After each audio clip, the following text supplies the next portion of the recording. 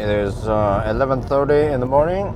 I am heading north towards, I don't know where. Actually, Hamar. Yeah, Hamar. I'm gonna deliver some stuff in Hamar. So the car has been charged to full. Well, actually, it was full when I started driving. Now it's like 90%, 95 maybe.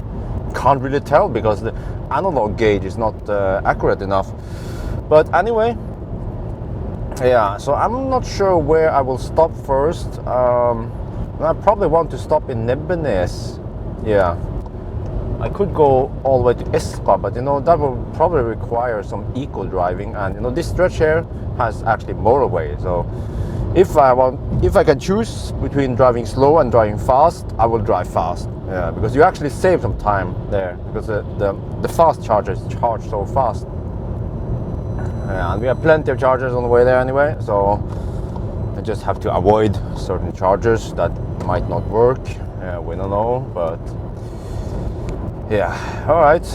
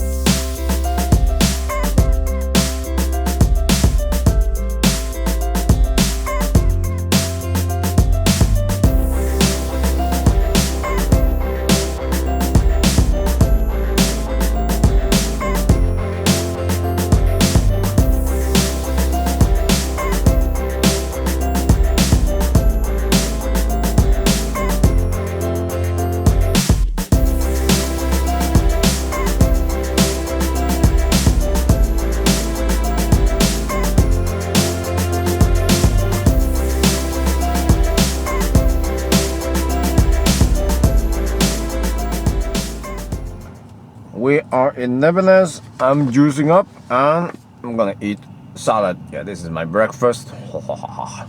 And juice. Car needs some juice. I need some juice. Yeah, that's how it works.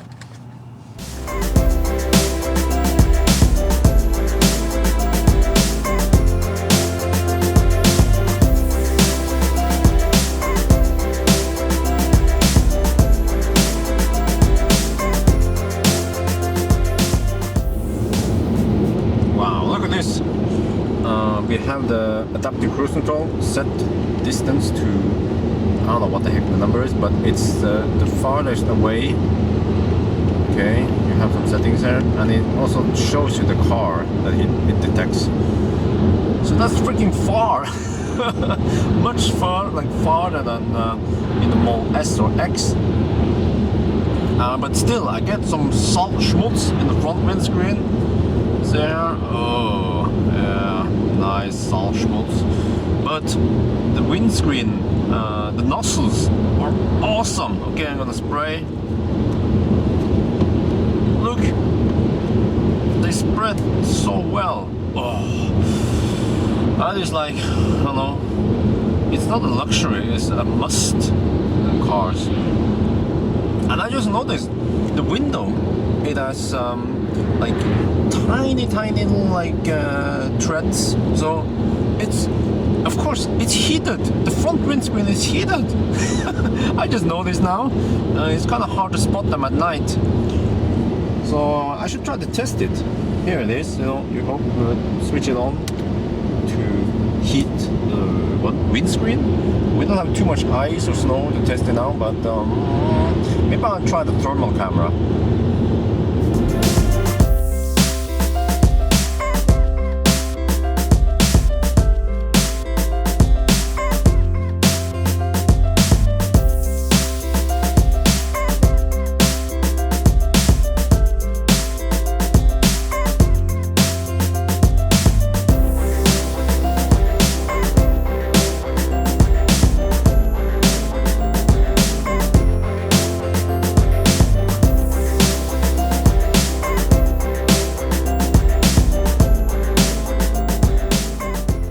We are now in Rudshøgda. Unfortunately, I wanted to use the charger in Brumunddal, but it was not available. Yeah, and the problem over here is that there's nothing here. Or at least in Brumunddal, you have gas station, restroom, McDonald's, but over here is like freaking nothing. But anyway, I have charged to 44 kilometers now. I don't want to charge more because there's Kia Soul who wants to charge. So I charge just enough plus a little buffer so I can get to the next destination in Gjøvik. There are 2 fast chargers there, one for Circle K and Grønn Kontakt. So 31 kilometers. Yeah, I can do it. I can do it. I have some buffer also. All right, let's go.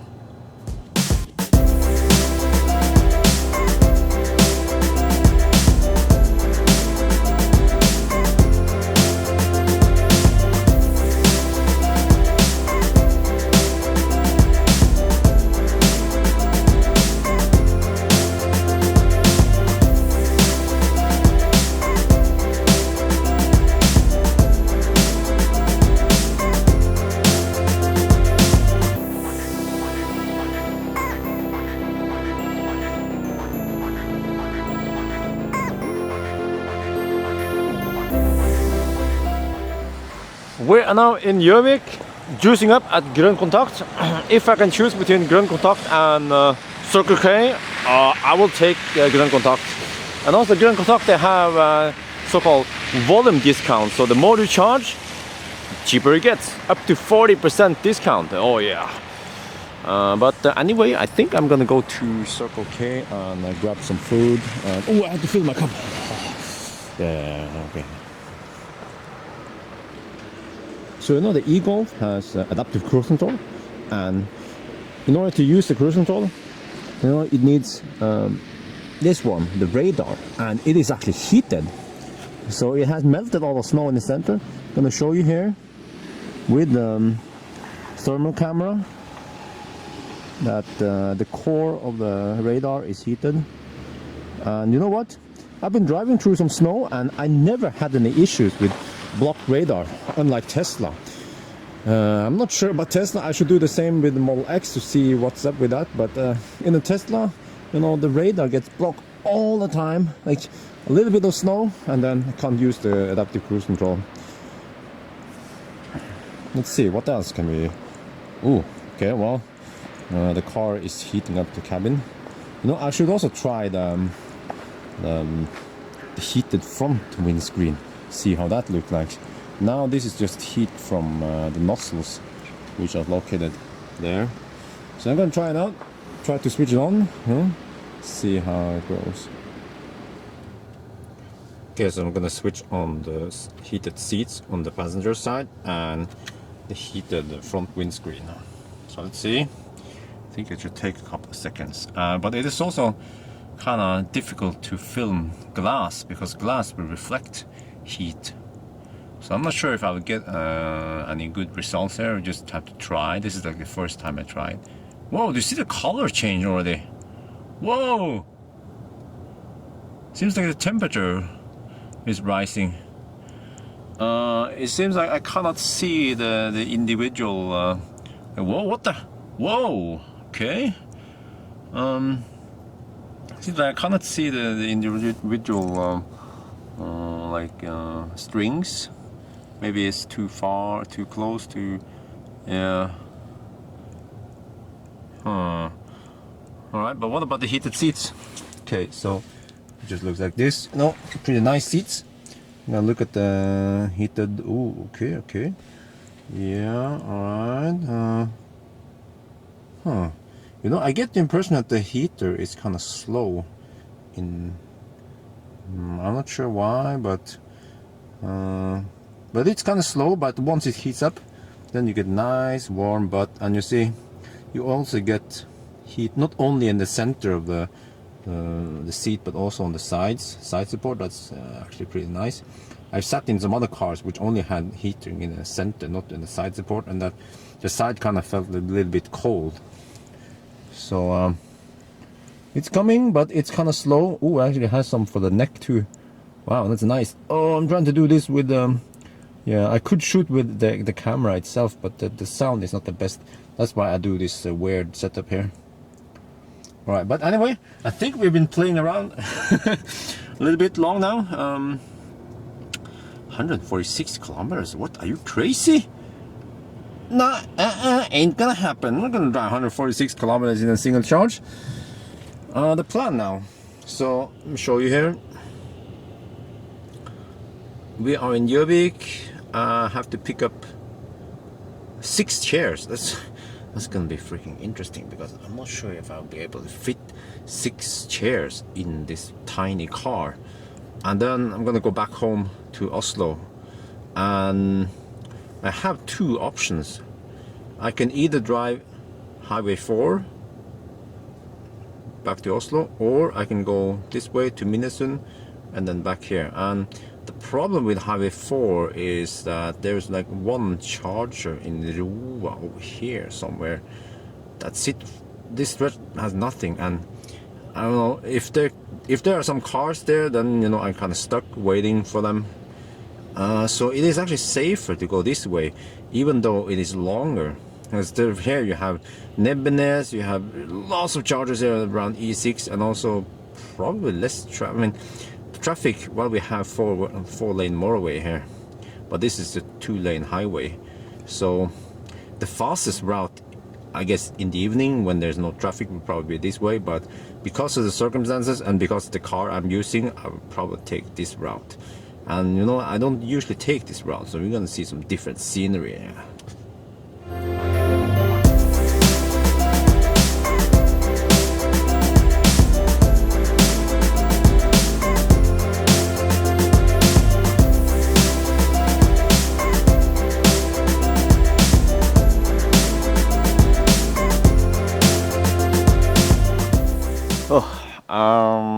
I'm gonna pick up the chairs here, and then the lady said, "Are you gonna pick up the chairs?" I'm like, "Yes." And then she looked at the car and she was like, "Are you sure you can fit them in there?" So we will see. We'll see. Yeah.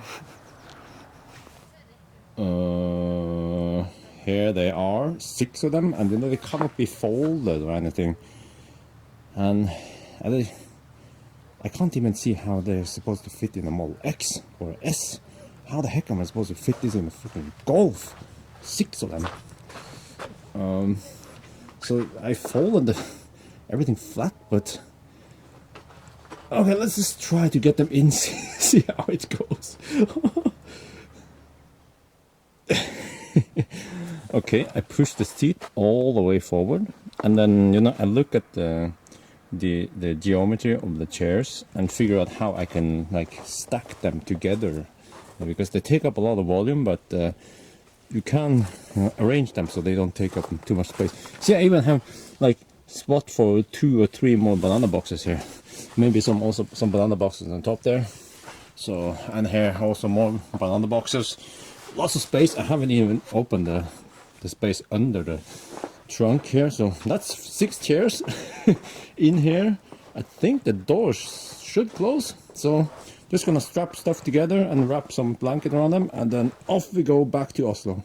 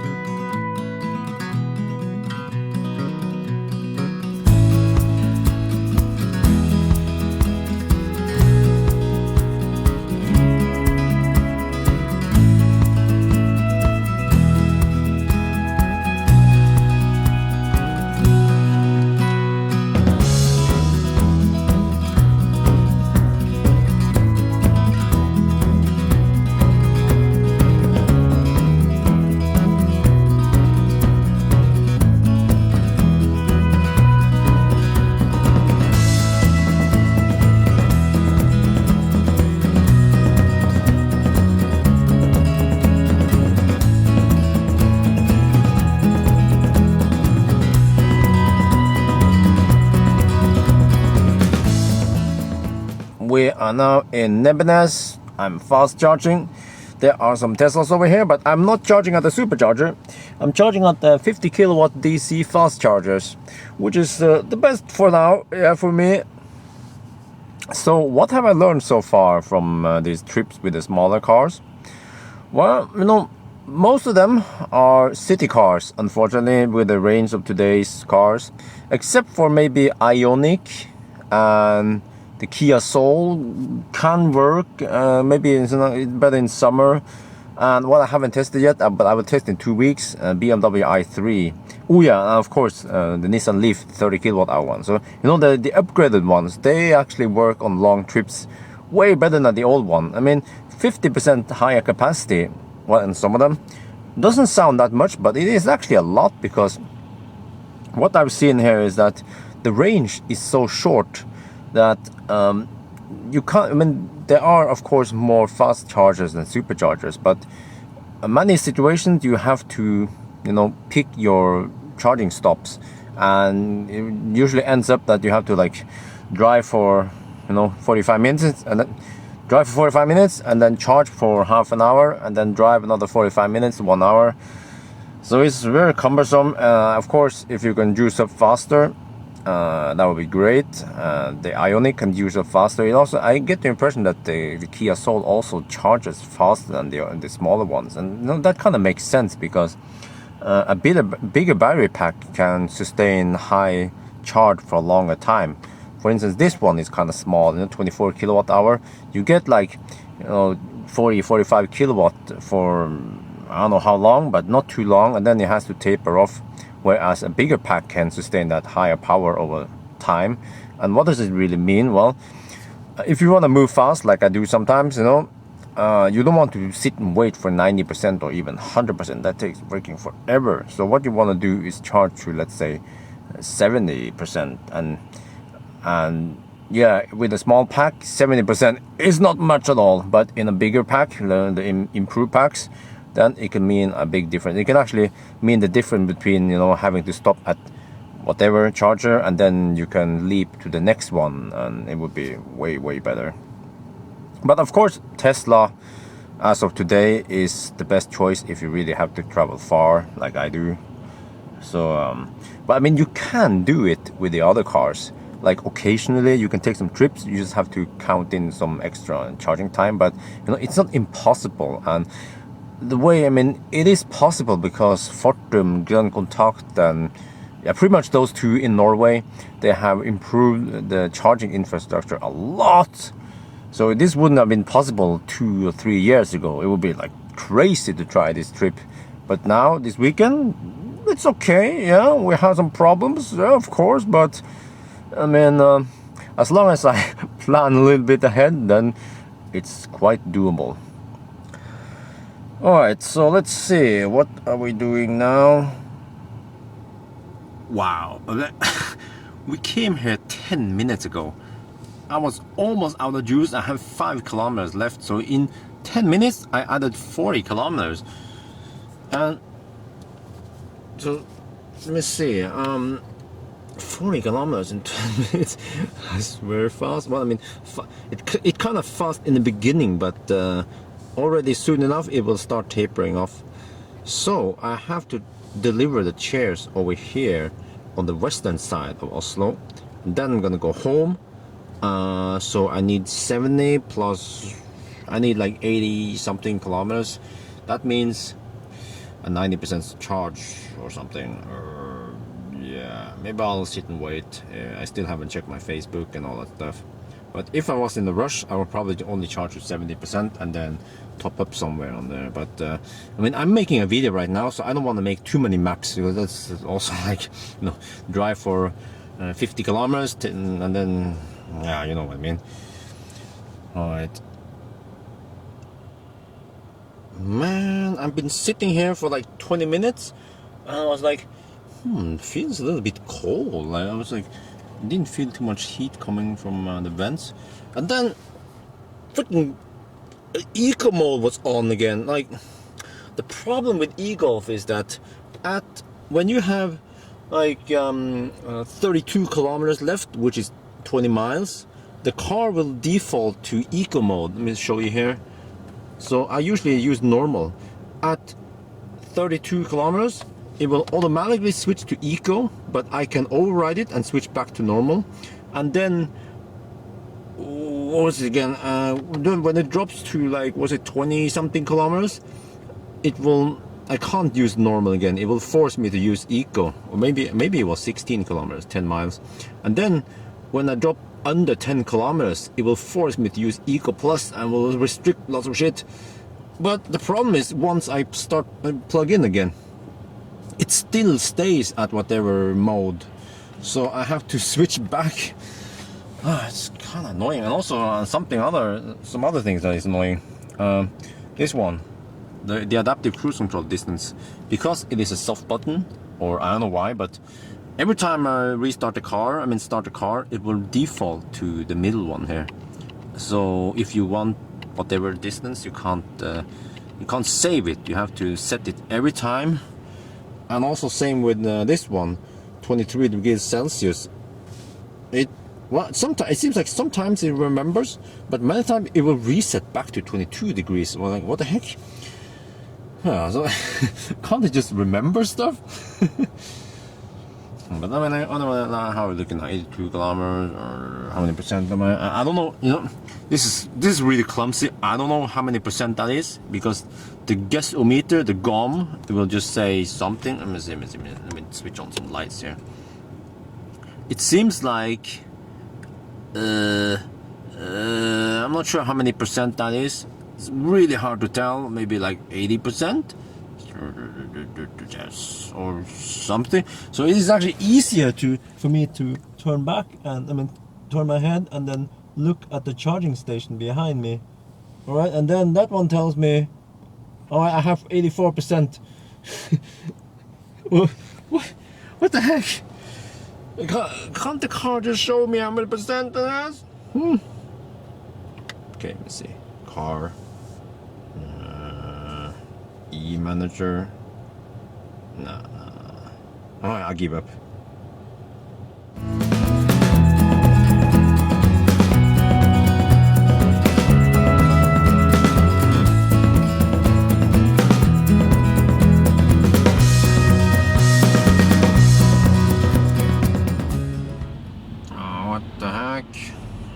Something happened near Kløfta, a little bit south of here, and then we have massive congestion.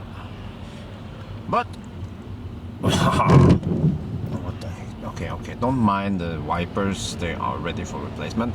But we have adaptive cruise control, so the car will automatically adjust the speed according to the car in front here and just follow the flow.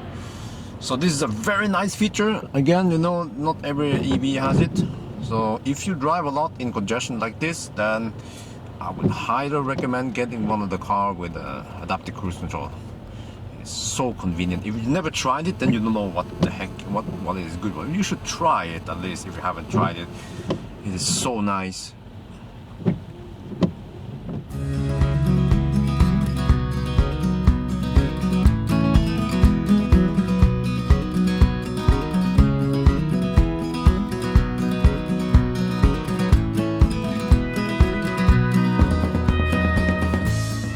We are back in Oslo. It is snowing here and the car is empty. Oh, can't believe I put 6 chairs in there. So I'm just gonna go home, but there's one thing I have to do. Wifey requested some sushi, so that means we have to go to Sushi City Walk.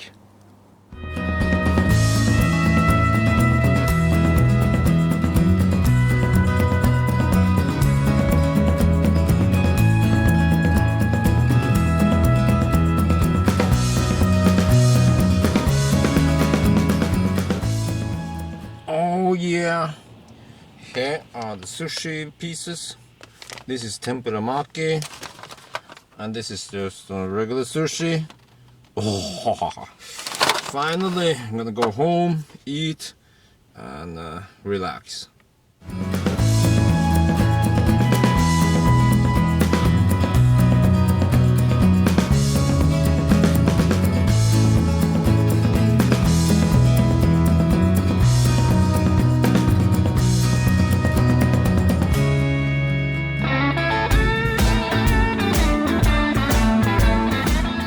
We are back home in Oslo. Yeah, this was a long trip for a car like this. But I think it was very important for me to test this car, even though I didn't want to, but because later I want to test the upgraded version. So what should I say about this car, e-Golf? It is actually very well designed, of course. You know, it's German quality. Everything just looks and feels great. You know, and it has like a smooth design on everything. Some of the cars, for instance, the Kia, looks kind of weird inside. I mean, like, whoa, like, yeah, like the speakers that points upwards and those circles or whatever. You kind of have to like it, but in here it's just, you know, classic car design, cool, smooth, and that's probably one of the reasons why many people bought this car. And also, as for the seats, they have really good side support, and you know, the leather just feels strong. It feels like it can take years of pounding from a large German guy or someone. Yeah. You know, the soundproofing is pretty good, and also this one, like a few of these EVs, you know, they have some of the equipment that is very useful, like adaptive cruise control and app support. Like, you don't get that in all the other, I mean, not all the cars. So, but the range isn't the best. Like Ioniq, well, Ioniq is newer, but Kia has better range. But then, you know, there's a new version, so we can't just compare like this one, which is kind of old, with the new one. So, yeah, so you just have to know, you know, the limitations and the pros and the cons of this car, because I still think this is a good buy if you don't drive that far. And you know, for most people, they don't drive that far. They drive around the city, they, you know, go to work, school, whatever, and you know, they only drive, let's say, 30 to 50 kilometers per day. That's like the average. And then this car will do it just fine. Then you plug it in the evening and you charge, and then occasionally you might want to take a long trip, and that is possible if your country has enough fast chargers. So like I have shown this weekend, you can even drive on a freaking crazy trip, but you have to expect some charging time, of course. And also the cost for charging is similar or slightly less than for fossil car. And then you might ask yourself, what is the point in having an EV then, if, you know, you don't save that much on long trips? Well, you don't take long trips that often, so those few times you do it per year, okay, it will cost a little bit, but once you get home, then you charge at home, and then you save a ton of money, and then you don't need to own two cars, because owning one EV and a fossil car, you know, it's a little bit expensive. Of course, it depends on which country you live in. So, I mean, this car makes sense for some people and then doesn't make sense for other people. So that's why there are other cars out in the market. Yeah. Alright, it was pretty interesting. I both love and hate this car for some of the features. But that's just how it is with pretty much all the EVs. And also, well, okay, let's just... it's not like I love all the features with Tesla either. I mean, there are features with Tesla I don't like, and, you know, features I miss there. But, you know, overall, you know, because Tesla is freaking expensive, of course I love it more than most of the other cars I've tested. But still, the e-Golf, pretty good. If you like what you see, if you can live with what you don't like, live your scene, then go for it. Alright, that's it for now then.